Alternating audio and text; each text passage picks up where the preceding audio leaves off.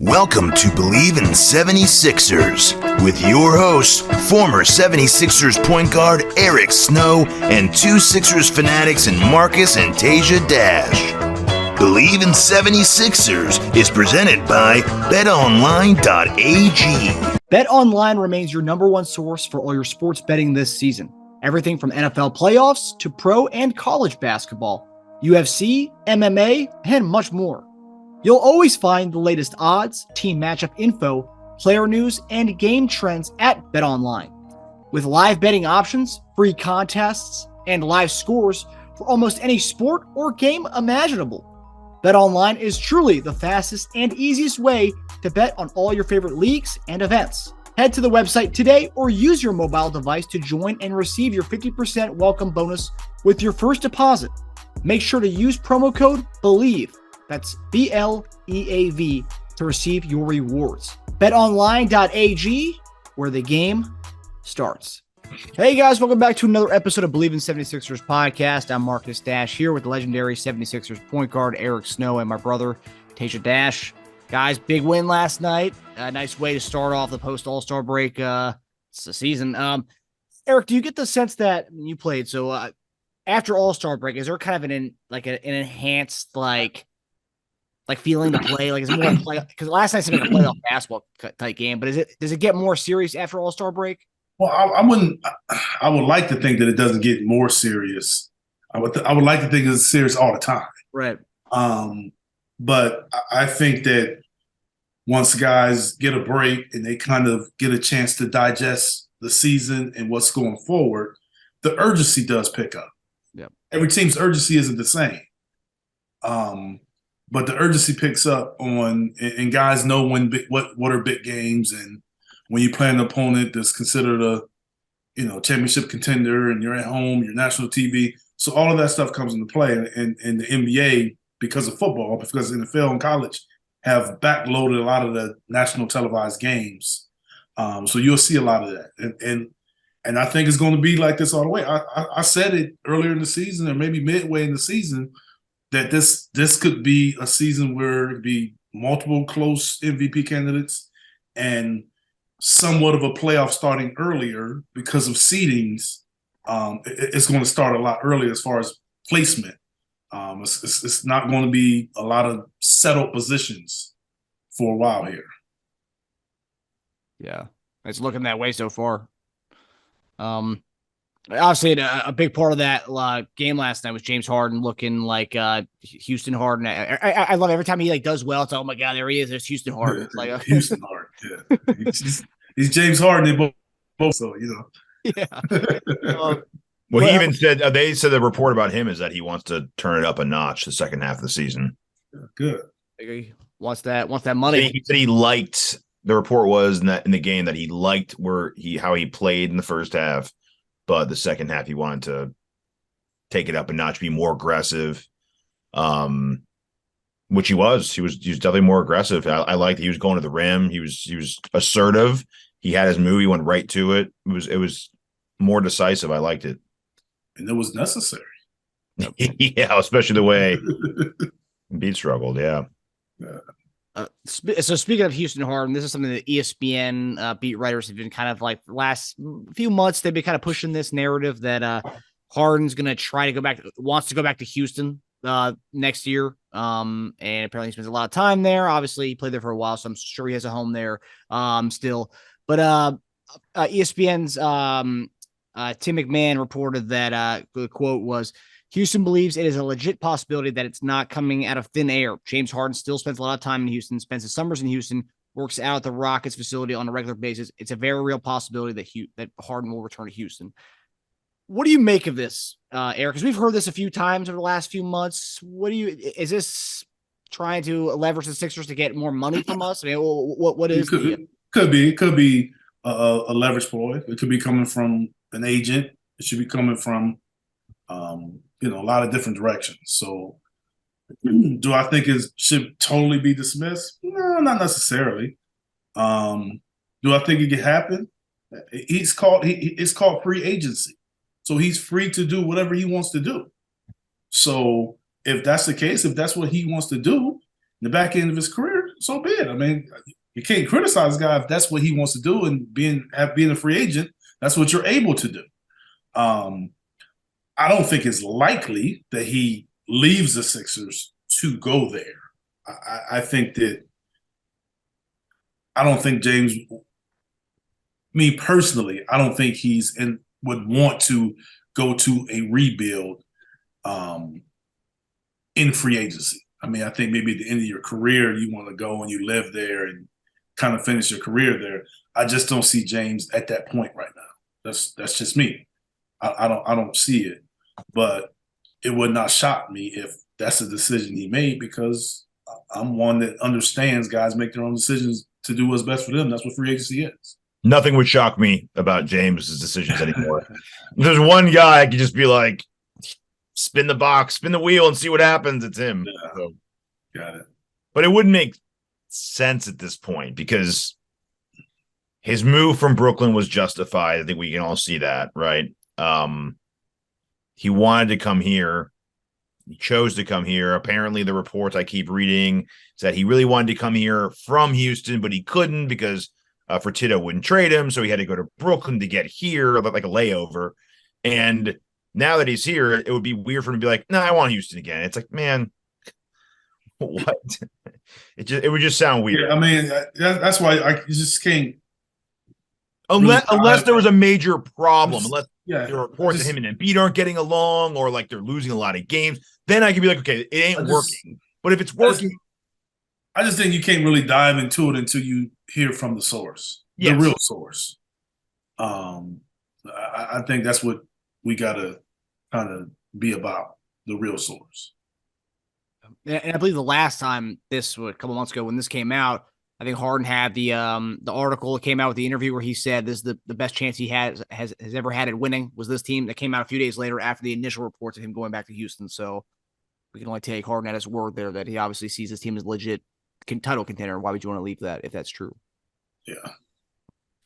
So, well, we have a few more months before we talk about the free agency stuff. So we'll get into some of the hot topics that are going on in the NBA world right now. So before we get into the Memphis game, I wanted Teja and I have been talking about this. We want to get your feedback on this. We know you aren't the biggest fans of the whole generational talk. You know, my generation was better than your era. And all are you kidding? This is his favorite topic. He loves it.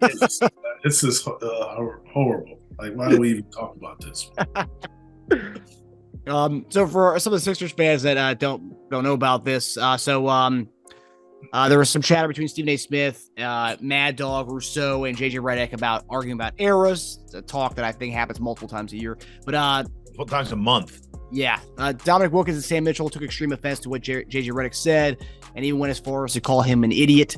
Nick Van Exel and other players have jumped in to agree with Dominic Wilkins and Sam Mitchell, while other players like Gilbert Arenas have come out in support with JJ Redick, saying that there's no comparison, partly because guys today play basketball for 6 to 7 hours a day, and guys like Bill Laimbeer couldn't keep up with the guys today.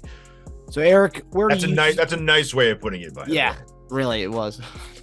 What did Gilbert say?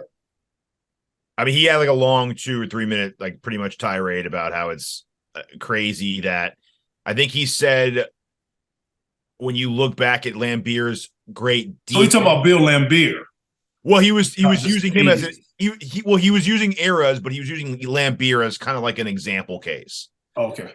So he was saying Laimbeer was a great defender of his era, but his great defense was just fouling hard, is what he said. Pretty much. Right. It wasn't great defense. It would all be called fouls. So we play within the rules at the time, which you could foul hard and play good defense, but that just wouldn't fly. And the guys now would essentially run circles around him because they're like on just another level of trained basketball players because they play around the clock, he said. So if Bill was playing now, Bill would not do that too? That's where people always stop with those thoughts. They never say if you took him out of a time machine and put him in now, would he clock in for an hour a day and leave? He would be doing the same thing that everybody else does. Of course. Just like if someone went back to the 80s, they would be doing what everybody else did. Yep. Mm-hmm. Yep.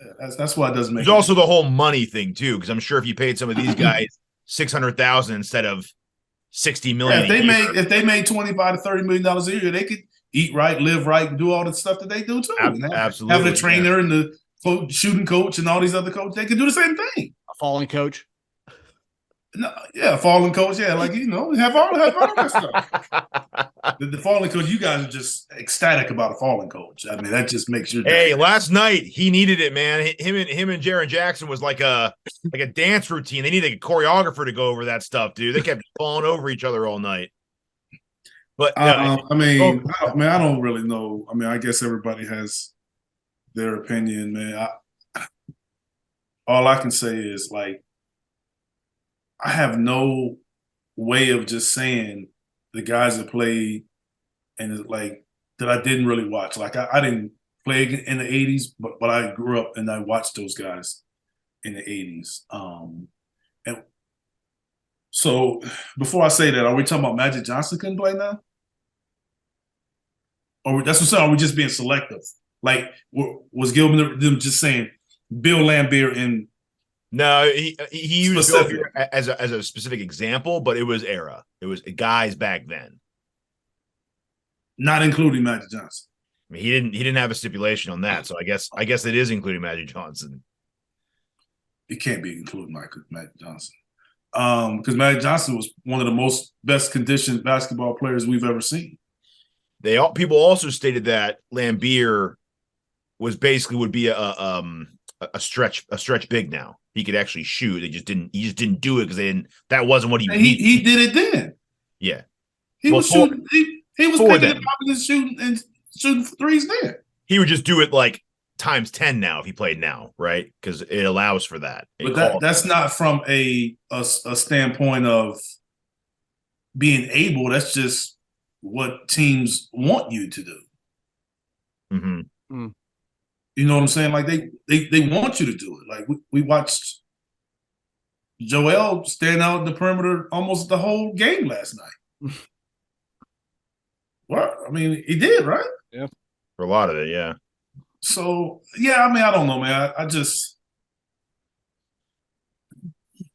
you guys know I don't like to get into this stuff. I think it's not good. I do know that when I came into the league, excuse me, there were some guys that felt that the older players kind of shaded them. So I think some of that is still there. When I came into the league, it was like that. Guys felt that way.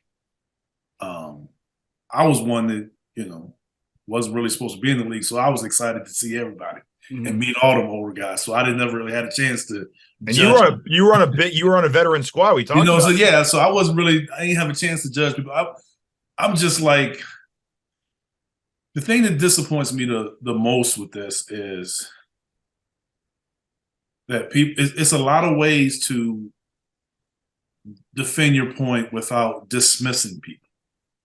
And that's where I want us to get. If you feel like your era is better or this era is better or that era is better, fine, but we don't have to do it by dismissing people. I just want to hear that. I want to hear people talk like that because like I said, I didn't see the 70s. I didn't see anything in all those guys before them. I mean, I did see some 70s, but I don't remember them very much. I seen a lot of the 80s. I seen a lot of the 90s, and I experienced playing some of the 90s. And after that, and I thought the guys that were playing when I was watching the 80s were great. Dr. J was my favorite player. Magic Johnson's my GOAT, the point guard position, so I enjoyed playing it. I've seen Michael Jordan on TV in person. I've seen Kobe Bryant. I've seen LeBron James. I've seen Kevin Durant. I've seen all these guys. They're all great. I mean, I think it's just hard. I mean, you just because we don't talk about. We talk about guys' talent. Well, this guy couldn't do this and this guy couldn't do that. But are we going to talk about how Bill Russell couldn't stay in the same hotel as his teammates? I'm sure that didn't distract him on the court at all. Yeah, so you see what I'm saying? Like, are we going to talk about everything else that was going on? So if we want to have a conversation, let's have a real one. You know what I'm saying? Let's have a real one. There was a time in the NBA when you tore your ACL and your career was over. Yep. So I don't really know how to think about it because it's really only in basketball that we had this stuff. True. Like, I don't hear anybody saying. You're right. It doesn't really come up a lot in football. And other, I don't think, Gretzky couldn't play right now. I don't hear anybody say that. Yeah. Yeah. Well, one big reason we both wanted to talk to you about this too is because a lot of the discussion stems from, and Redick talked more about this today on his podcast. Redick said one thing. He said, outside of hard fouls being looked at longer and flagrants and fighting, he said outside of that, the physicality has not changed in how it's called in the league. I personally do not agree with that. And that's not an accurate statement. I agree. Yeah, I agree. But see, I want you, especially because you were a hard-nosed defender and you played through the tail end of that really physical I came into the league where the rules changed 3 or 4 times on how you could guard people. So you have a unique perspective on it.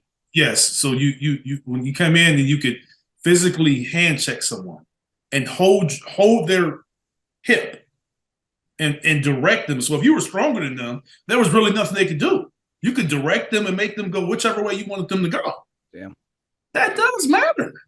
Absolutely. That does matter. And that's why I've always said, like, you take a guy like Steph Curry, for instance. I'm of the side that think that Steph Curry can succeed in any era. It just may look different. Because if Steph Curry is too good of a player and too smart of a player, if I could hold him like this, he will do something different. He's not going to come down and shoot those deep shots if I'm directing him with my hand. He's not going to do that. He's going to do something different, but still effective. That's how I see it. But to say that was it, no, it wasn't. I mean, you went from the hand check to the forearm to, guys could back you down. If they thought you were a weak defender, they could back you down.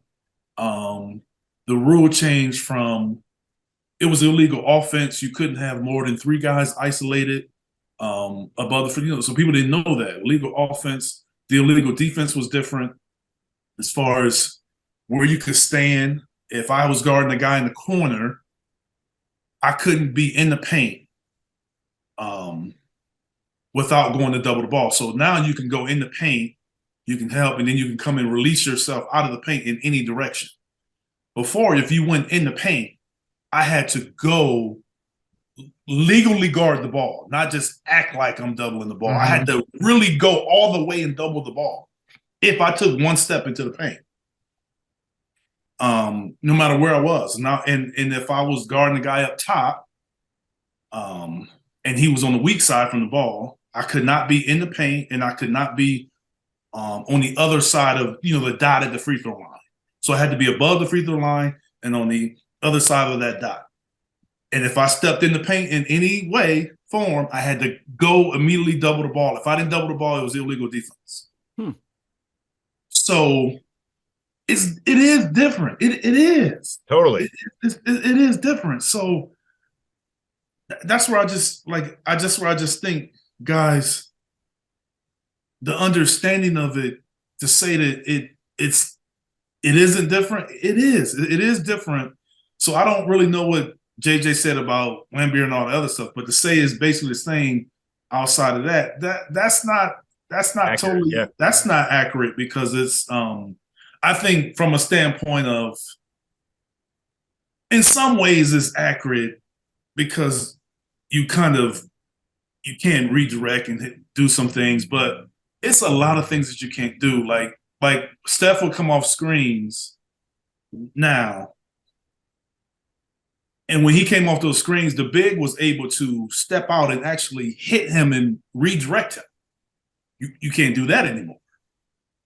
You know what I'm saying? So that was legal. You could come out and kind of nudge him and hit him and knock him off course. So basically, whoever his defender was could catch up. Yep. And the screener could do the same thing to the guy that was guarding him. So all of that was cleaned up, and it was cleaned up really when people thought, or the NBA thought, that it wasn't good for television. That's what it was. Teams were winning, then they want to blame Pat Riley when he was with the Knicks. I mean, that's what you always hear when early mid 90s was the Knicks when they came, and all of a sudden they were going to the finals and scoring 80 points, and because nobody scored. And it wasn't because of the lack of talent. It was some very talented players on those teams. It was just hard to score. It was really hard to score. And that's from people learning how to take advantage of the rules that were put in place. Just like people do it now offensively, that they may, kind of cater to a rule that they know is there, or they step into a guy or lean into him because they know they can get a foul. It's the same thing. It was done defensively then. The rules were not a little, they're a lot more aggressive. You could be more aggressive defensively, and then you just cater yourself and cater your team to fit that rule. They do it now, but now it's a little more on the offensive end, where the rules are catered for the offensive guy to have more success. And guys that was been in the league and guys that are older and guys that's been through it understand what that was all about. I happen to be a guy that played, like I said, when all the rules changed. Yep. And I was a vice president in the Players Association. So I know I was in on those conversations about why they were doing it. I even sat on referee committees. Like, that's why they were doing it. They were doing it to score more, to be more exciting. That's why they did it. So if it wasn't necessary, if they didn't think if it wasn't helpful for the league, they wouldn't have changed it. But that's why they changed it. So to say that it's still the same, no, it's not. It's not still the same. They changed it for a reason. And I think they changed it for me, in my opinion, for the betterment of the league. They did change it for the betterment of the league. But it was different. And it was funny. He was like, you can, if you go pull up like a 1990s Jordan, him in the post, and how much he gets bumped. I'll show you just as many examples of Steph Curry getting bumped and it not being called. Yeah, I mean that I think is true. I think that's true. The difference is you got to show the whole sequence of the play and see how many times you're able to get bumped and get hit. And get screened, and that way, that's what I'm saying. In that particular case, that's where it's different. But I think Steph, he gets held, hit, bumped. You can be a little aggressive with him. That's true. But I wouldn't compare it to the physicality with Jordan. I wouldn't say it's the same. I think that's not a good way to kind of gauge it. Yeah. I mean, I would say maybe the way LeBron gets hit, because they don't call it as often. Someone like that, where Steph gets hit and held. I think Steph gets held a lot, not necessarily hit a lot. My counter to that is we're also not talking about the million illegal screens he also gets to get open too, because Draymond pulls like a guard on some of those. Nah, that's the one thing that hasn't changed, is illegal screens. Well, Rick Barry went off about how he can't even watch the game anymore because he counts like 40 to 50 illegal screens a game. The difference is they're not calling it very often. That's the problem. So if they're not going to call it, guys are going to continue to do it. Mm-hmm. Yeah, but illegal screens. I played against the Pacers and chasing Reggie Miller and the Davis boys and Rick Smith and all those guys hitting. Oh, man. It's like an obstacle course. Hey, look, trust me, I know what an illegal screen is, and that's always been in there. If there's anything that hasn't changed, it's illegal screens. And my biggest thing was, at least to the 6-7 hour counter, how guys work so much harder now. Well, they do put in more work. They do. My counter to that is, okay, what's the one aspect of NBA that hasn't changed at all since the 80s? Like zero. It's the same exact thing as it was then as it is now. Free throw shooting. Not changed. Same distance. No one's in your face. No one's made it harder. It's only gone up 1.8% since the 80s. So if guys are spending 6 more hours in the gym, how come that hasn't gone up in 40 years? I don't know. It's a free shot. It's literally a free shot. It's like a practice shot. I think free throw shooting is something that guys you can work on, but it's 7 hours a day. I'd hope so. Yeah, you still gotta, that popcorn start popping. It's still different. So, yeah, I mean, guys, I've been around a lot of guys. I just know they work on their threes more than they work on their free throws. Yeah. And that makes sense. You can see that percent. I can imagine that percentage is going up. Mm-hmm. Oh, yeah. I think that was considerable. The attempts also have gone up like 10 times a game, too. Oh, the attempts. I mean, you were getting taken out the game. You were getting taken out the game for shooting threes a long time ago, and now you get taken out the game, if you don't take threes. Mm-hmm. Just the opposite. Yeah. It's funny. Don't shoot that. Scoot back and shoot it. Like, literally, scoot back and shoot. We were told scoot up and shoot. Why are you taking that shot? It's just different. The philosophies are just different. Yeah. But being that they're different, they were different because it was harder to score. So since it was harder to score, if they deemed something not a great shot, hey, especially with LB. I mean, Larry Brown, look, man, I didn't even work on threes. I'll be honest with y'all. Like, we were shooting every once in a while. I know Aaron worked on threes, but he really just worked on corner threes. Mm-hmm. Allen just played basketball. Allen was going to take whatever shot whenever he didn't care. Like, but I didn't even work on them. Like, I would shoot a couple threes, like, in my routine, make one from each spot or something crazy like that. I didn't even shoot them.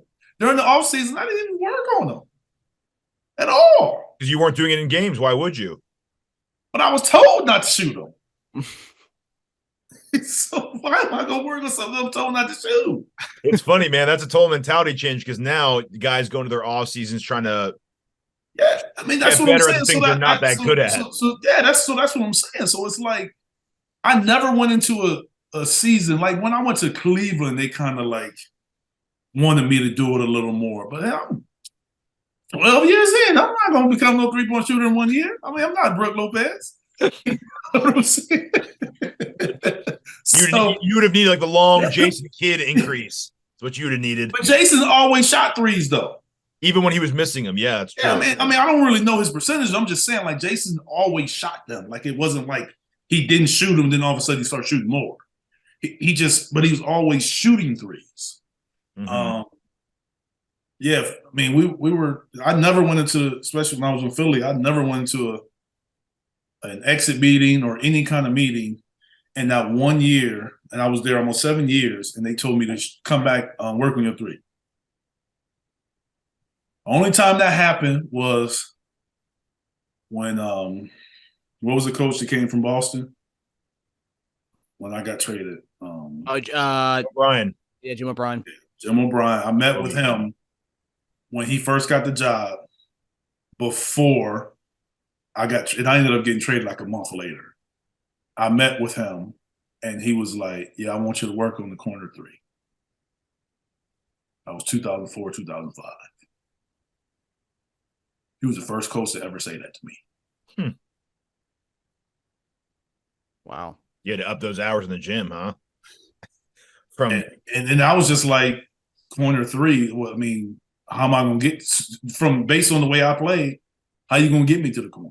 Yeah. Yeah, that's true too, right? That was my question. Am I going to be in the corner or I'm just going to pass and go to the corner? Mm-hmm. You know what I'm saying? Like, what are we doing? Yeah, you got to scheme. You got to scheme it if it's out of Is Allen going to bring it up and I'm just standing in the corner?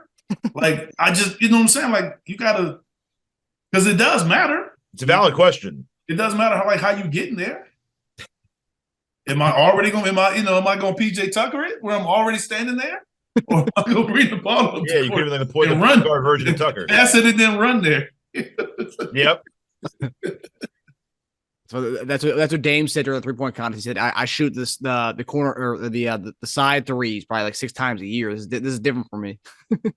Sure, I mean, it's he shoots more half court shots than he does corner threes. Yeah. Yeah. So I mean, if there's one thing that's different, it's these guys shooting those long range shots. And I just, I don't really see a lot of guys shooting it at a high clip like Dame and Steph, maybe Trae Young.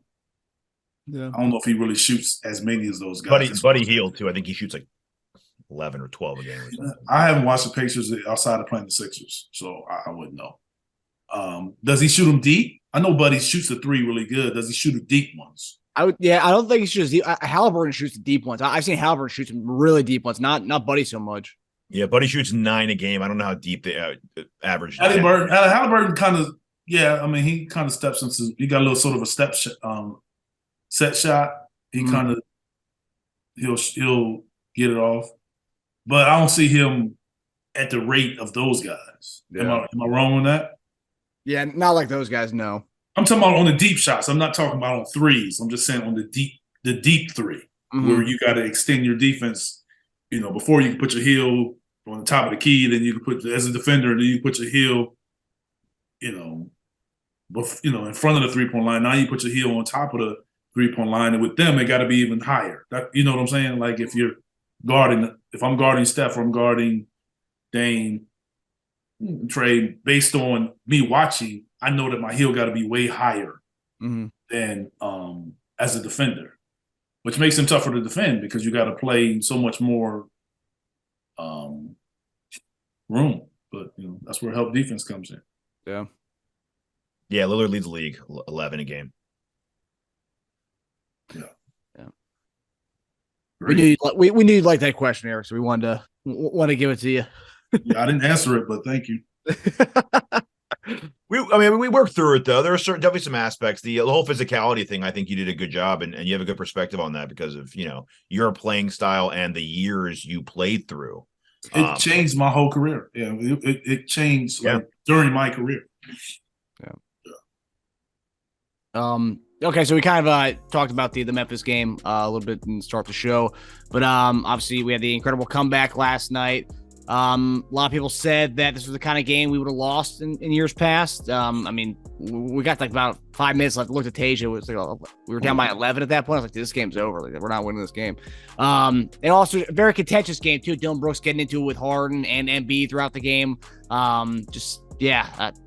Brooks is one of those guys that you hate when he's on another team, but when he's on your team, you'd love a guy like that. And I was telling Teja, I'd love to have Brooks on our team you got to get in someone's grill. But what adjustments do you think we've made to pull a game like this out? And I Bleav we look at the Clippers game, we were down 20 at that one. We came back and won that one. There was another game we were down by a good amount. We came back. I think the Nuggets game, we were down by like 13 or 14, and we came back from that one. So pulling out games like this, I mean, what adjustments do you think we've made this year that were more resilient when it comes to coming back from leads like that? Because in years past, we would just give up and that'd be it. Yeah, I mean, I think we got some maturity on the team collectively, but I think they're a better defensive team. I mean, because it's all about getting stops. We know they can score. It's all about getting stops, and I just think it is a different energy about a team that's expecting to be a championship contender truly and thinks they can win a championship. I think game like last night is why a guy like PJ's there. Mm-hmm. You know what I'm saying? To make the hustle plays, the stops, and being a part of that, and being able to guard multiple positions and switching. So having him helped. That helped. That was playoff PJ for sure. And it was a situation where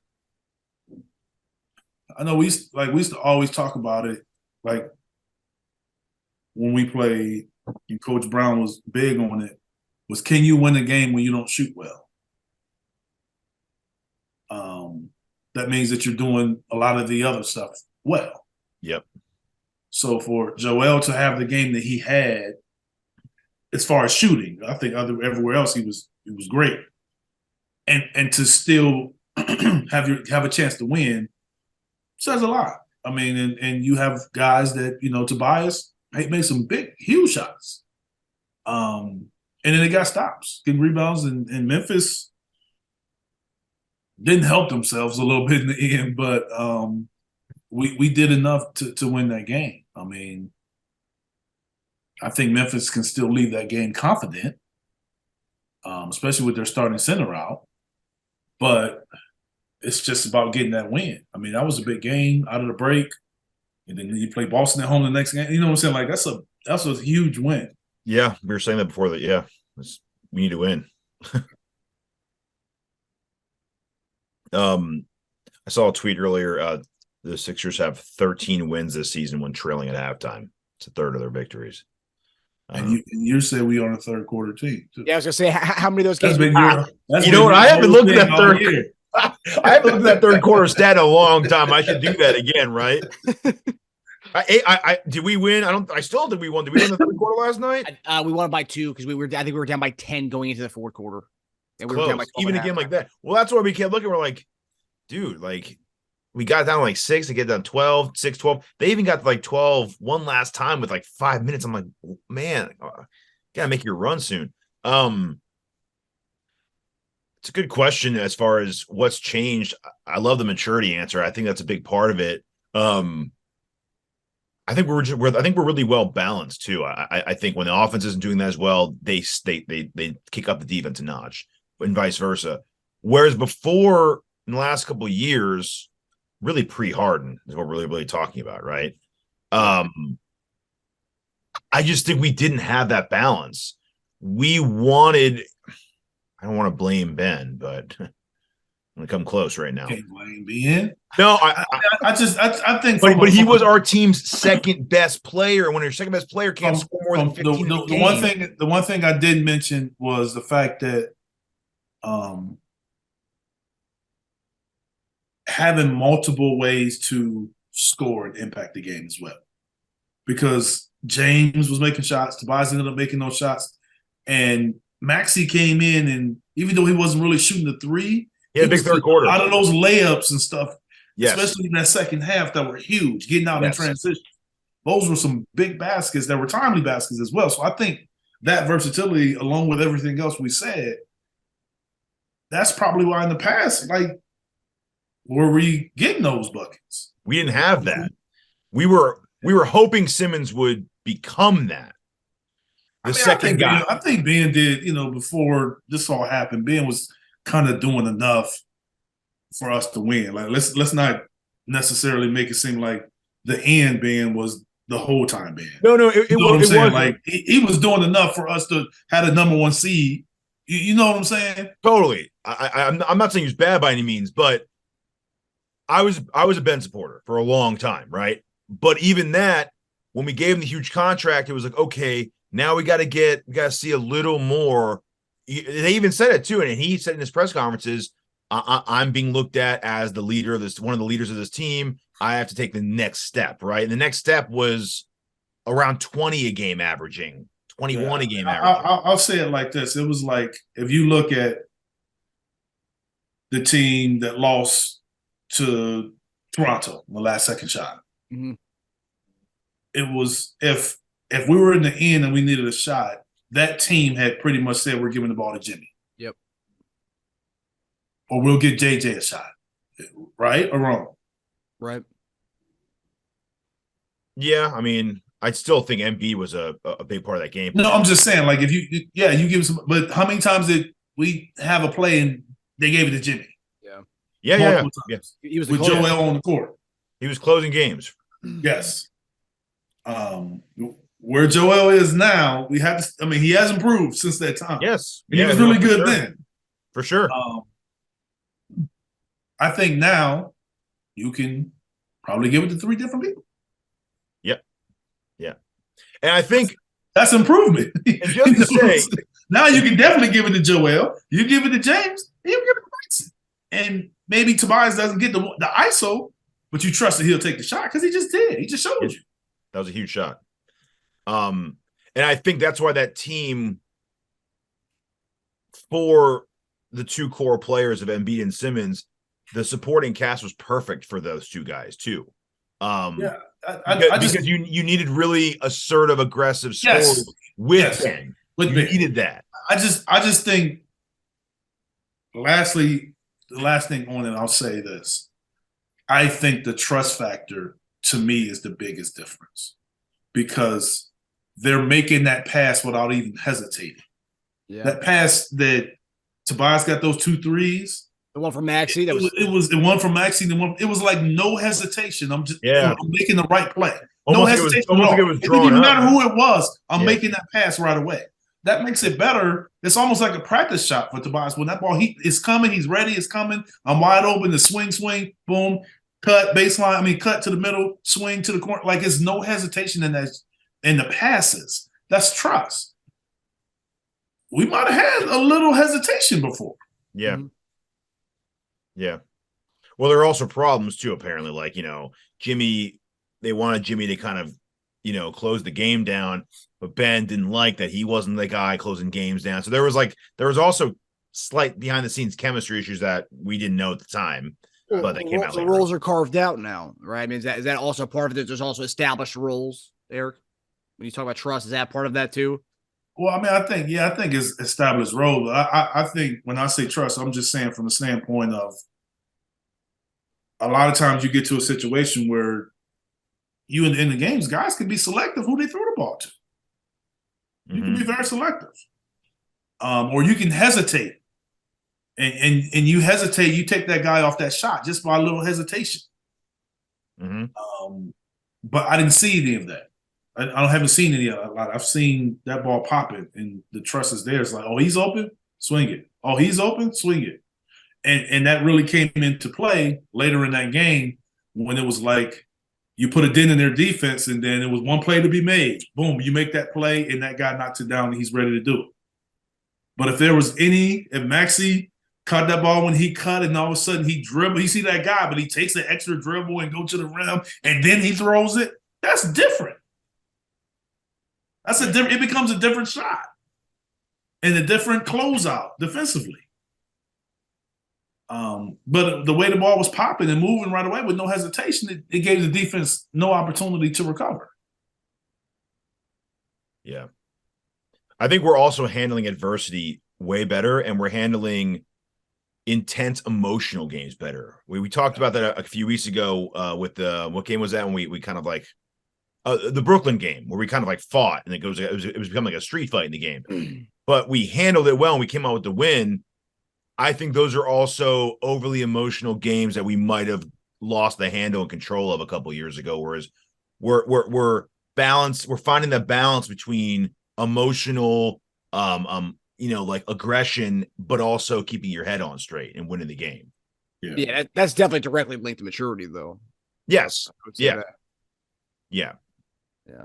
And Embiid, again, like you said, like Embiid wasn't the guy. He's like the leader now, though, right? Like he is like the guy. It's not even like a question anymore. Like, oh, it's a bit because back then they were still you still see talking heads on ESPN and Fox and stuff, and Skip Show saying like, there were still Simmons guys and Embiid guys back then. There was still a debate over whose team and offense it was back then.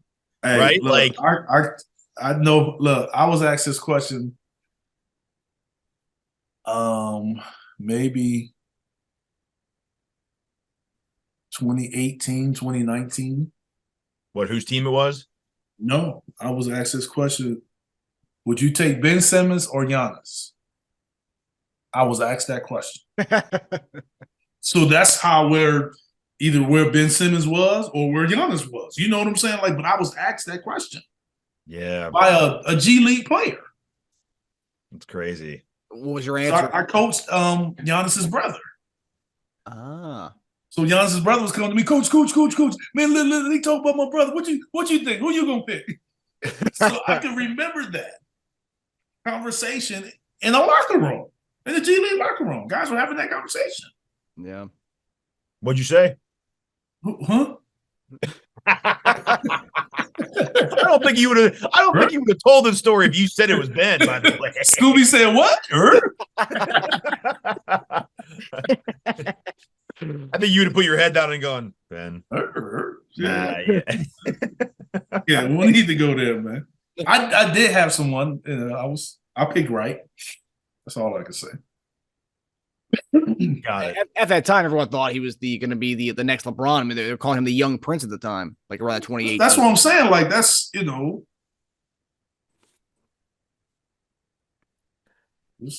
Ben was, and he was an all-star. Yeah, no. I mean, yeah. So that's why forget about getting better. If he just stayed where he was, it would have been good that's enough. Why a lot of people don't think it's something else. Yeah, it's unfortunate. It actually, I mean, with that, he's being taken out of the rotation of the Nets. So that's yeah. Totally. They said he's not going to be in the. And that's apparently he's not going to be in the rotations. Yeah, because Jock said that. No, Jacques Vaughn. I said, yeah, Jacques Vaughn said that. I think it's Doc. I was, yeah. Apparently, that's what the report is. Yeah. Coming out of All-Star break. Yes. Yeah, then that ain't. I mean, Jock can make that call, but he got some. That's an expensive out of rotation piece. Yeah, he got some some confirmations from other places. Well, he just got an extension, so. Yeah, that's what I said. He got some confirmations from some other places to make. I assume he made that after the extension. Like, okay, my first order of business, Ben's out of the rotation. Yeah, I mean, it's just, you make your negotiation is, can I, some changes I want to make. Mm-hmm. Yeah, I don't think he makes that call without letting them know. Like a stamp? Yeah. He got a stamp approved. Yeah. He has the bracelet for it. There you go. Yeah. Somebody's still paying that salary, so. Oof. Big salary, man. I mean, we have I have my complaints about Tobias sometimes at his salary, but I mean, I don't have any complaint about anybody's salary. All right, it's not your money, Teja. Production. Josh Harris's money. How you complaining about somebody's money, man? Get your hands out their pocket, man. That's their money, man. It's production. If somebody else is gonna give them money, why are you complaining about what they make and what they should be doing? Like, why are you complaining about what he should be doing with his money? I'm not complaining about him getting it. I'm complaining about us are the ones paying it. And it's not your money. That's fine. And if you're talking about us paying it, you're not paying anything. Him and Josh Harris. Boys. but I can say I'd rather have 3 guys for that money than him for that money. What's wrong with saying that? Because you aren't paying it. But the Westbrook deal, for instance, they got Beasley, they got Vanderbilt, and they got someone else to equal what he's getting. It's a better deal for them. It's not bad to say that. Bad for who? Yeah, the Lakers should say that. Not us. It's a better deal for them. Well, they clearly think it's better, right? Because that's why they did it. Otherwise, why would they do that, right? Yeah. If we trade Tobias this offseason and got 3 players for that, obviously we've been waiting to do that. So those 3 players all of a sudden are better than Tobias, right? Well, you're talking about. Well, that's what you're saying.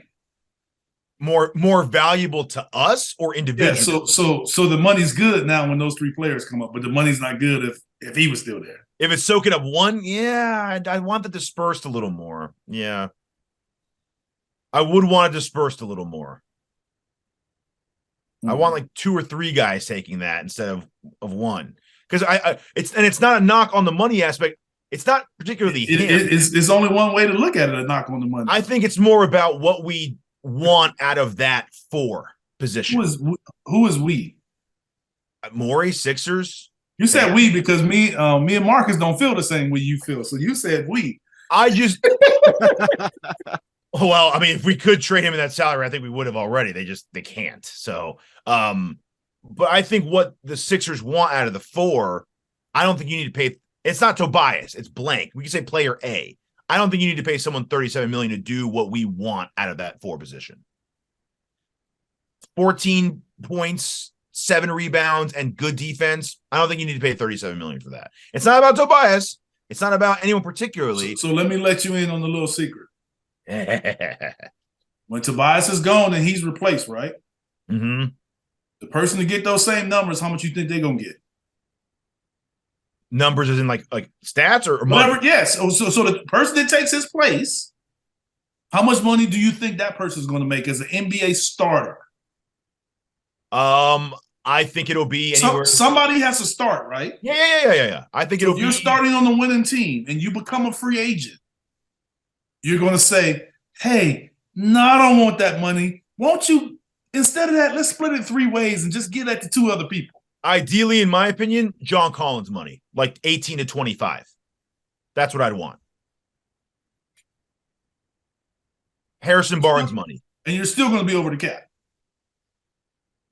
Yeah, but if you're getting a trade, you get someone to take 25, get another guy to take 13, have a bench piece. You know what I mean? You're getting similar Tobias production and getting something else to help the team. That's where I'm looking at it, at least. Mm-hmm. So it's not even a Tobias problem. I just think we can get close enough to what he's doing and have more money to go somewhere else to put into. Yeah, I mean that's the thing about it is because you almost make it as if it's guys that's going to do what you're saying is going to command $18 to $20 million just walking around. I think Tobias is capable of more, but we just don't. We have one ball. We always said. Yeah, I understand that, but we also signed Tobias before a lot of these guys. No, I agree. No, I totally agree. Under contract. I don't fault him for that. Obviously, get your money, dude. You got it. Good for you.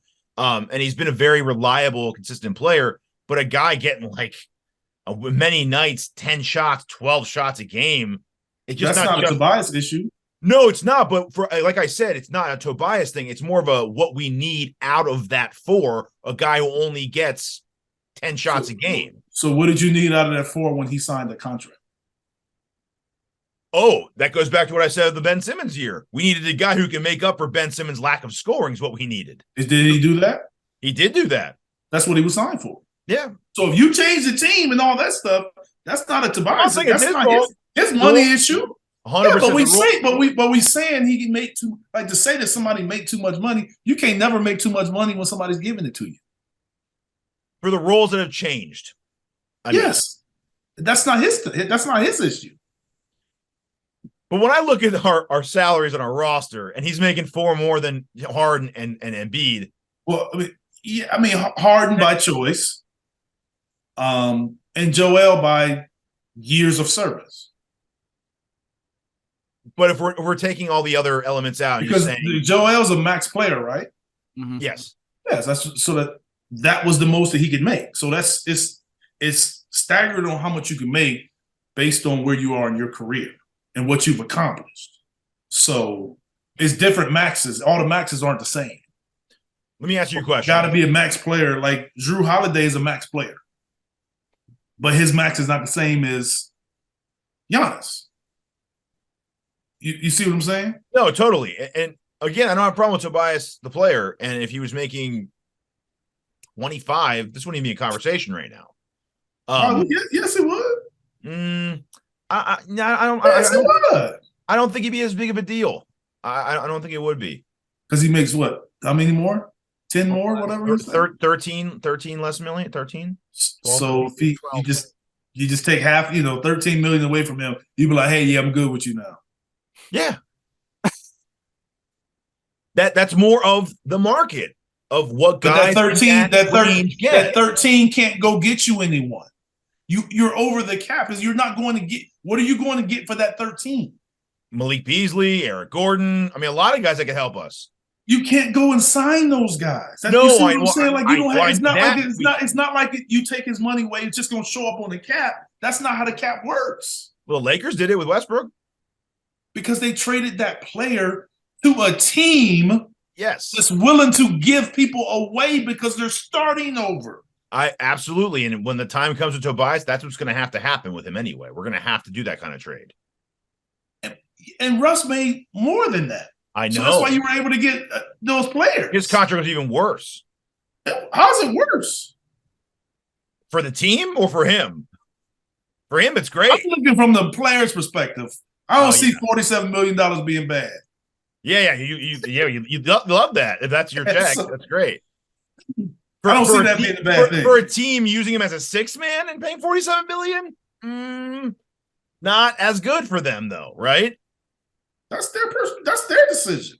I don't look at it from their perspective. Yeah, we're talking about it from a team decisions perspective. We're talking about production, though. We're talking about production. Nobody made them make those decisions. Absolutely. Nobody made them and put them in situations where you got to do this. Totally. So why should I have pity for them making that decision? Oh, I have pity for them. I just want us to win more games and win a championship. Yeah, but Tobias' contract don't have anything to do with it. We're not going to trade Tobias and get what you got for Russell Westbrook. It's the reason why it only happened with one team. Where else could you trade him and get that? Well, we can't because there's too many years and too much money. I'm just saying But it's a contractual issue. That's why we can't trade him. It's not a value. It's not he's good or bad. If Tobias was making 20, I don't think we would try to trade him anyway. You can trade his contract. You can't trade his contract. Ooh, he's been on the trade block for like 2.5 years. Every guy's tradable. Now when you don't have picks anymore. You may not like what you get in return, but you're tradable. That's true. We don't have the picks to attach to them anymore. You may not like what you get in return. Or what you have to give up. Tradable. Or what you have to give up. To say that you can't move him is not accurate. You can move him. Sure, you just don't like the package you're receiving. You can mortgage your future. Sure. So I'm just saying. So that means you are tradable. But that's hurting. That's hurting you. They don't want to make a deal. No untradeable contract. Well, yeah, they'd rather keep the bloated salary and not give up. It's not a bloated salary; it's his salary. It's not a bloated salary. They signed that deal perfect. Hold on. So when you're looking at Sixers signed just like he signed, they both signed that deal. So when you're looking at a chart of players who all have very similar numbers on the court, and then he's got 15 more million, and I say what stands out to you, you wouldn't say, oh, one guy does what all those guys does, but he makes do those guys play with James and Joel? I'm just talking about statistical output. I'm just saying, do those guys play with James and Joel? Pre-James, even pre-James, 19 points a game, and do those guys play with James and Joel? That's all I'm asking. Some of those guys play with Trae Young, another guy who shoots 80 times a game. John Collins is pretty comparable. He was drafted by that team, right? Yes. Collins. That's what you're talking about. He's drafted by that team. Yes. So they didn't want to lose him, right? He's been on the trade block for a while, too. But they didn't want to lose him, right? Not for nothing. No. Okay. And they gave him less. I don't want to give Tobias away either. I want something good in return, obviously. I mean, I'm not going to just say I want him gone no matter what we get back. I'm not saying that. Absolutely not. I'm just saying I think that salary would be better used in multiple and spread out a little bit because the ball is not going to him enough. And that's unfortunate. And he's taking that role. He's not going to go to whoever you're getting in there either. Yeah, but I can swallow that if he's making half that money. That's what I'm saying. Swallow it and get who? That's what I'm trying to say. Give me a player. Give me a player that's going, a player, like you said, you can go get 3 players, but it's still only one spot. Well, I think if we did get rid of him, personally, I think we'd move Tucker to 4 and put that money into a wing, a 3, is what I think we would do, personally. I don't think we would replace a wing does get limited shots. Yeah, who could 3 and D. They get limited shots. Yeah, who can make most use out of his shots. Not for that same money, for probably half of that. Yeah, and then just here you go. A good example. And then Anunoby makes about 20 a year, 20-something a year. That's what he makes right now, right? I think he's still under contract for 2 or 3 more years, though. Let me see. OG? Yeah, let's make sure now. I'm doing it. He's under contract and next year and the year after that at 18 and 19 million. But that's a great deal. That's they're getting a good deal on him. You know what I mean? He's making half of what Tobias makes. They just got to steal on him. And when did he get his deal? He signed a 4-year, $72 million deal 2 years ago. Before the 21-22 season. So before last. He was coming off an injury and he was a backup. He was coming off Yeah, it's rookie extension. That's what it Yes. was, pretty much. Yeah. And they paid Siakam more. Oh, yeah. So Siakam, I think, is making probably Tobias money, right? Yeah. I don't know. Probably about that.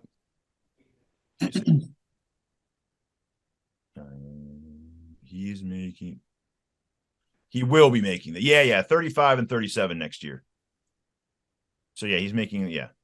That's the next contract he got, right? Yeah.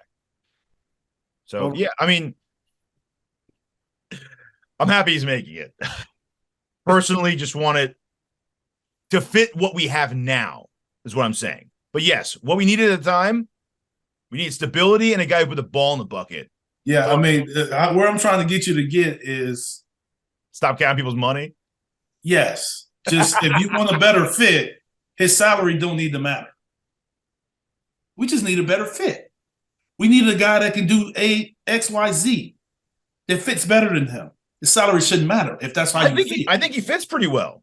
So, I mean, I'm just saying, if you say he fits at 18, 19, then he fits at 37. But what would help the team better, though? That's not going to help the team. That's going to help Josh Harris. No, not just shedding the salary, because we can't for 2 years. But if you were to say, I'll get you an Anunoby and a bench scorer, or Tobias Harris, then what would you say? That is a better deal. That's not a better deal based on salary. That's a better basketball deal. Yeah. You see what I'm saying? So you'll take a better basketball salary have deal. to match. It's not about because he make a lot of more money. It's just give me a better basketball deal. But salaries have to match in trades in the NBA when you're over the cap the way we are, right? So they have to. I mean, they have to come to a certain rate of matching. Yes. Yeah. So you do have to kind of. It does come down to money, though. So I mean, it comes down to money as far as matching, but I'm just saying as far as the judging, because it was, some time ago a year ago that there were people that saying that the deal we made was bad. Yeah. Right? Oh, Harden and Ben Simmons one? Yeah, and he made too much money. That conversation was being made a year ago, right or wrong? Yes. Yep. Oh, yeah. Well, regardless how much he makes, he's going to be in order for us to win. I bet you though the conversations will be different this summer, or he will be back in Houston. Oh, Harden, you're saying? Yes. Yeah.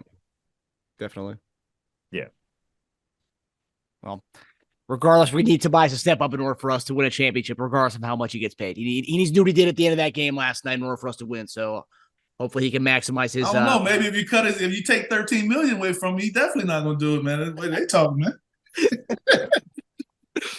$24 million is still a lot of money. Yeah, 37 is his though.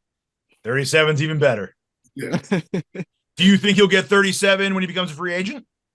No, he's older. He won't get it. He won't get it. If the Sixers won't give it to him, he won't get it. Yeah.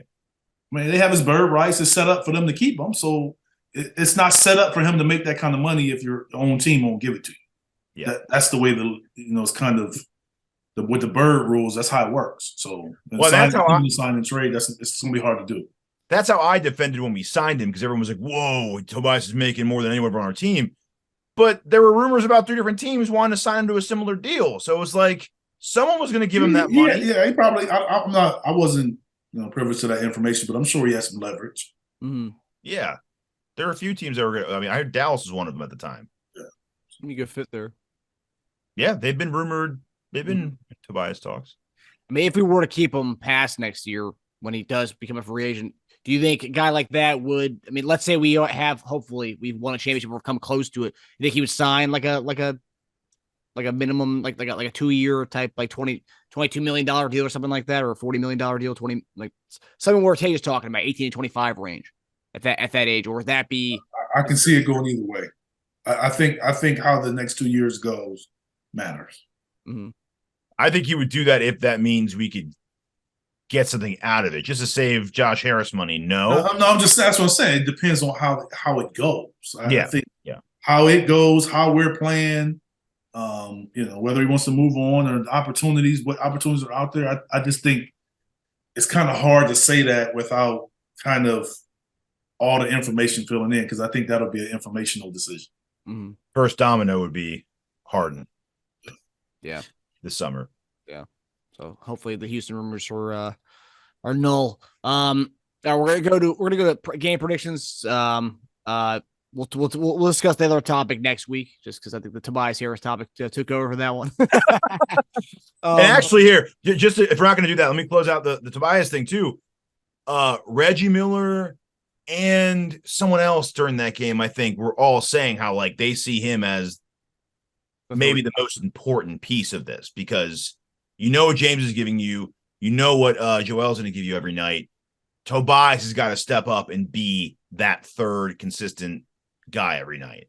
I just thought that was interesting too, because you don't usually. Yeah, I mean, the one thing that I caught what Reggie said was it wasn't that he needed to do something; he just needed to be more aggressive, more forceful in making things happen, and that's hard to be. And that's hard to do when you're a third or fourth option. Let's be real about it. Reggie Miller was number one majority of his career. Yep. That's hard to be that aggressive, especially when you don't have the ball. You're not bringing the ball up to court. Because it's a fine line between doing that and being selfish.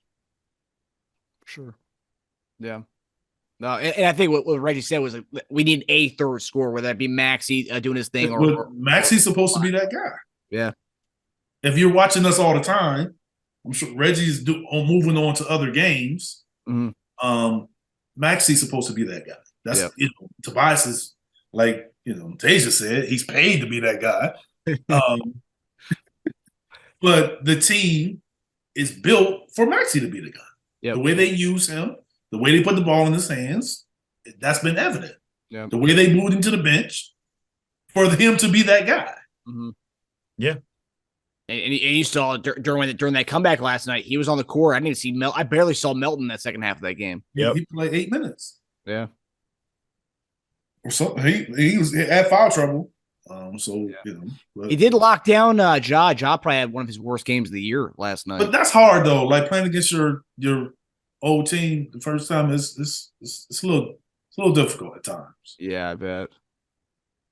Well, another big one this week, and so we'll do our predictions for the next 2 games before we see each other next week.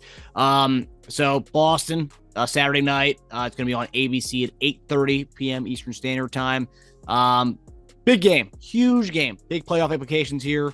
I think after last night's win, I saw all the talking heads on ESPN and Fox Sports say there's 3 teams in the East you need to look out for: Milwaukee, Boston, and Philadelphia. So if people weren't looking at us, they're looking at us now. And this will also be a huge help for us in the seedings. But Sixers right now are a 1.5-point underdog on Saturday at home against the Boston Celtics. Celtics lead the season series 2-0. Who do you guys have in this game on Saturday night, guys? We'll win. We have to beat Boston. So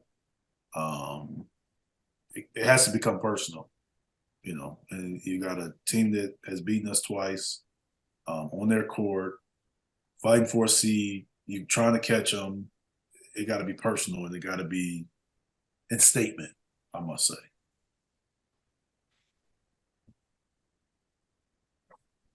I didn't know the spread I would take us, but the spread scares me a little bit. Really? Yeah. I mean, we're a really good home team this year. So if you're trying to give a really good home team who's the number 3 overall, who's the hottest team in the league in the last 2 months, 1.5 at home, you're giving that to us? It's a pretty much a pick 'em for a team that's dominated us twice this year already. I mean, at Boston, though. I don't know. They've just been, I don't know. I think the home away matters for sure. I just think someone who's looking at it, but see what you said also works the other way too. Like they've beaten us twice. Well, how hard is it to be the same team 3 times in a row? So like, not only are you expecting us to finally win one, we're also at home and we're also playing better than them. So yeah, I mean, it's a little scary. That's plus 1.5, in my opinion. Yeah, I mean, but they play free though.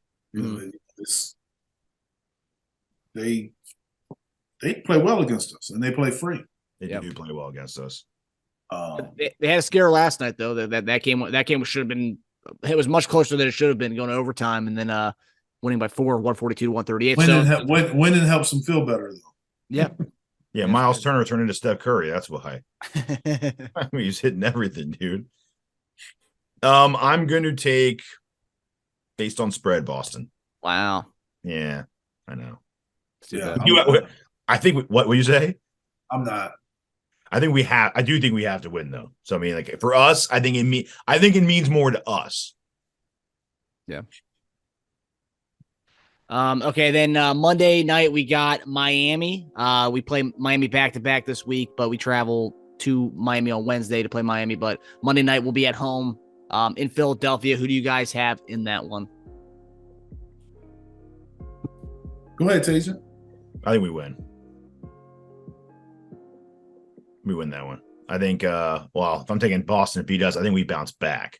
Because now we're coming off an emotional victory. I think we'll come back off a loss to Boston and take out Miami. I think we're still, even though it's not the same team as it was, I still think playoffs are in mind. And to prove you want to beat. You said a home game? Yeah, it's home. Monday's at home, Wednesday's away at Miami. So, okay. So it's home of then away. Yep. I got us win both. I'll win both. I don't know, man. I'll say we win at home and we don't win at Miami. Yeah. And keep in mind that the Wednesday night against Miami, the following night we play on a TNT against Dallas. And then we play Saturday, Milwaukee. I believe it's an ABC game. So we have multiple nationally televised games the next few. This was a stretch I told you guys about Tough, man. In preseason. It's getting real. Yeah. Yeah. Come down on the home. Miami looked winnable a couple months ago, but now, they better. Yeah. Post All-Star break, Spo. He's got his guys going. Yeah. So, all right. All right, guys. Well, we'll see you guys next week. Hopefully, we pull out this big game against Boston on Saturday, and Teja's wrong. And me and Eric. All right, we'll see you guys. We do. All right, man. Y'all take it easy.